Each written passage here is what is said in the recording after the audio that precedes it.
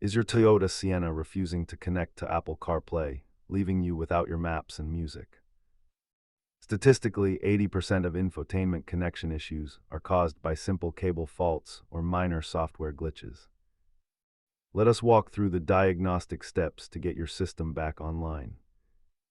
Start by checking your cable, toggling your phone settings, and removing the device profile from the Sienna's menu. Inspect your vehicle's USB port for debris or bent pins, as these physical failures often mimic software bugs.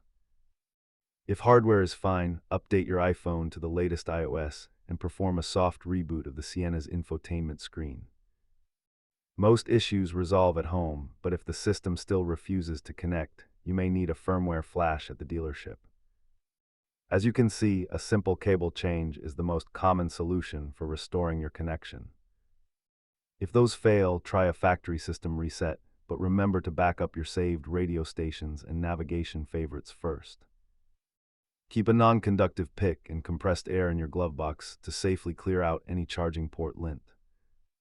Remember that connectivity is a process of elimination, starting with the cheapest cables before moving to expensive hardware. If this guide helped you get back on the road, leave a comment below and subscribe for more Toyota troubleshooting tips.